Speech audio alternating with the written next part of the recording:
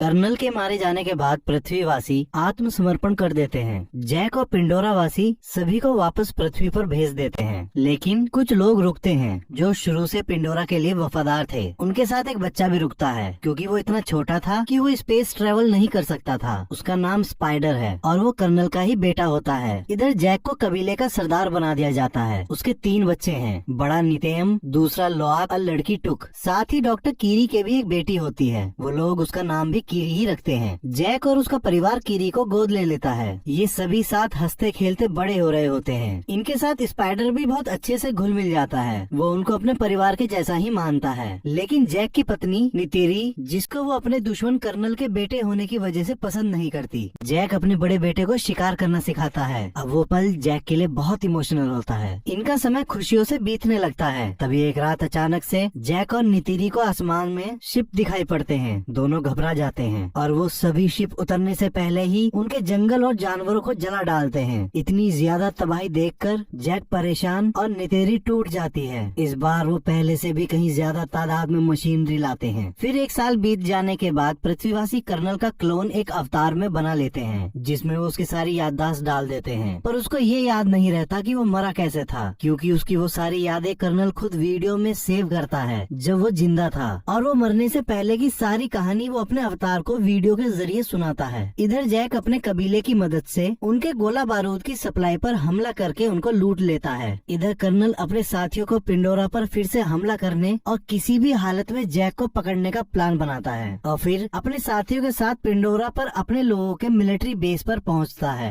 वहां वो अपने जनरल से मिलता है। जनरल उसे बताती है, हमने पिछले 1 साल में इतना ज्यादा काम और कंस्ट्रक्शन किया है जितना पिछले 30 सालों में नहीं हुआ था, और हमें इस ग्रह को अपने लोगों के लिए प्राप्त बनाने से पहले इन पिंडोरा वासियों का इलाज करना होगा, क्योंकि ये पहले से ज्यादा हमला करने लगे हैं, जिसकी वजह से हमको जान और माल का बहुत नुकसान हो रहा है। फिर वो जनरल कर्नल को वहाँ भेजती है। कर्नल उसी जंगल में उतरता है जहाँ उसकी मौत हुई थी। इत्तेफाक से जैक के बच्चे और स्पाइडर भी वहाँ खेलने आते हैं। वो वहाँ कर्नल और उसकी टीम को देखकर समझ जाते हैं ये कबीले के नहीं बल्कि पृथ्वीवासियों के अवतार हैं। कर्नल वहाँ पड़े बैटल रॉबर्ट सूट को चेक करता है और उस पर अपना ही नाम देखकर समझ जाता है कि कंकाल उसी का है। फिर वो अपने सीने में घुसे तीरों को देखता है। तभी जैक का बेटा लोआक अपने वॉइस डिवाइस की मदद से जैक को वहाँ की सारी स्थिति बता देता है। जैक और नितिरी सारी बात सुनकर परेशान हो जाते हैं और वो उन बच्चों को बिना कोई आवाज करे वहाँ से निकलने के लिए कहते हैं। अब बच्चे वहाँ से निकलने लगते हैं, पर कर्नल के आदमी उन सबको पकड़ लेते हैं। कर्नल उनकी उंगलियों को देखकर समझ जाता है कि ये हाफ ब्रीड हैं, क्योंकि पिंडोरियंस की 4 ही उंगली होती है और इनकी 5 थी। कर्नल लोआक को देखकर पहचान लेता है कि ये जैक का ही बेटा है, लेकिन स्पाइडर कर्नल को देखकर अजीब सा महसूस करता है। अब कर्नल लोआक से उसके पिता के बारे में पूछता है, पर वो उसको कुछ नहीं बताता। तो कर्नल जैसे ही कीरी को मारने जाता है तो स्पाइडर भड़क जाता है। कर्नल उससे उसका नाम पूछता है, वो अपना नाम बताता है। तो कर्नल को पता चलता है कि स्पाइडर उसी का बेटा है। वो उससे पूछता है, उन्होंने तो सबको पृथ्वी पर वापस भेज दिया था, तो तुम क्यों नहीं गए? तो स्पाइडर बताता है, मैं बच्चा था और इतने छोटे बच्चे स्पेस ट्रेवल नहीं कर सकते थे, इसलिए। फिर कर्नल जनरल को अपनी लोकेशन बताता है। जनरल उससे 10 मिनट में वहाँ पहुँचने को बोलती है। इतने कर्नल अपनी आखिरी समय का रिकॉर्डेड वीडियो देखता है जो उसे अपने बैटल रॉबर्ट सूट की मेमोरी में मिला था। अब उसको पता चलता है कि वो आखिर कैसे मरा था। अब कर्नल जनरल के आने का इंतजार करता है, पर उससे पहले ही जैक और नितेरी वहाँ आ जाती है और फिर उनकी कर्नल और उसकी टीम के साथ लड़ाई होती है, जिसमें वो अपने बच्चों को बचा लेते हैं। पर एक धमाके के प्रेशर से स्पाइडर बेहोश हो जाता है। कर्नल उसको उठाकर अपने साथ ले जाता है। कीरी रोते हुए जैक से कहती है कि वो स्पाइडर को ले गए हैं। जैक उसको गले लगाकर उसकी हिम्मत बांधता है। इधर जनरल स्पाइडर को टॉर्चर करके उन सभी का पता पूछती है, पर स्पाइडर उसको कुछ नहीं बताता। कर्नल को ये सब अच्छा नहीं लगता कि वो उसको इतना ज्यादा टॉर्चर कर रही है, तो अचानक से उस टॉर्चर को रोक देता है। उस टॉर्चर की वजह से स्पाइडर की नाक से खून निकल आता है। अब कर्नल जनरल से कहता है कि ये मुझे जानता है, मैं अपने तरीके से इससे बात उगलवा सकता हूँ। तो जनरल उससे कहती है, ये तुम्हारा बेटा नहीं है, और कहकर वहाँ से चली जाती है। पिंडोरा पर जैक अपनी पत्नी से कहता है कि अब हमको ये जगह छोड़नी पड़ेगी, क्योंकि स्पाइडर कर्नल के पास है और वो उसे सब उगलवा लेंगे। नितेरी वहाँ से जाने से मना करती है, तो जैक उसे समझाता है कि वो सिर्फ मेरे और तुम्हारे लिए ही यहाँ आए हैं, और अगर हम यहाँ रुके तो सारे कबीले को खत्म कर देंगे। इस बात को समझती हुई वो रोती हुई जैक के गले लग जाती है और चलने के लिए मान जाती है। इधर कर्नल स्पाइडर से बात करने आता है। वो स्पाइडर को अपना लॉकेट देता है। स्पाइडर उसे देखते ही तुरंत फेंक देता है। असल में वो अपने पिता से नफरत करता है क्योंकि वो जानता है कि उसके पिता ने लोगों पर बहुत अत्याचार करे और बेगुनाहों को जान से मारा है। कर्नल स्पाइडर से कहता है, मैं चाहता हूँ तुम बस मेरे साथ चलो, इससे तुम यहाँ बंधे नहीं रहोगे और मैं तुम पर किसी बात का दबाव भी नहीं दूंगा। अगली सुबह जैक अपना पद त्याग करके अपने परिवार को लेकर वहाँ से चला जाता है और बहुत दिनों तक एक लंबा सफर तय करने के बाद मिटकानिया लीफ आइलैंड पहुँचता है। उस आइलैंड पे रहने वाले कबीलों का रहन सहन उन लोगों से बिल्कुल उलट होता है। वो कबीला आसमान की जगह पानी के अंदर का शिकारी होता है। उस कबीले के लोग जैक और उसके परिवार का मजाक उड़ाते हैं क्योंकि उन सब के मुकाबले जैक और उसके परिवार की पूंछ बेहद पतली होती है, हाथ भी पतले होते हैं और उन सब के सामने वो बहुत कमजोर दिखाई पड़ते हैं। तभी उस कबीले का सरदार अपनी पत्नी के साथ वहाँ आता है और वो जैक से पूछता है, तुम यहाँ क्यों आए हो? जैक कहता है, हम यहाँ आपके कबीले में शामिल होने आए हैं। तो सरदार उससे कहता है कि तुम जंगली वासी हो और हम पानी के, तुम्हारी कोई भी कुशलता यहाँ काम नहीं आएगी। जैक कहता है, हम जल्दी सीख लेंगे। तभी सरदार की पत्नी बोलती है, ये हमारे जैसे पानी में तेज नहीं तैर सकते और कीरी और बच्चों का हाथ देखकर कहती है, ये कोई सच्ची पैदाइश नहीं है, इनके शरीर में शैतान का खून है। तो जैक उसको अपना हाथ दिखाता है और कहता है, मेरे भी वैसे ही हैं और माँ एवा ने मुझे जीवन दान दिया है, उन्होंने ही मुझको कबूल किया है और अब मैं तुम में से एक हूँ। तभी नीतीरी बताती है, तुम सब जानते हो कि मेरे पति ने अपने दम पर पृथ्वीवासियों को हराकर हमारे कबीले को बचाया है। तो सरदार की पत्नी कहती है, और तुम अब खुद को छुपाते फिर रहे हो। जैक दोनों को शांत कराता है तो सरदार जैक से कहता है, मैं तुम्हारी लड़ाई यहाँ तक नहीं लाना चाहता। तो जैक कहता है, मैं यहाँ लड़ाई नहीं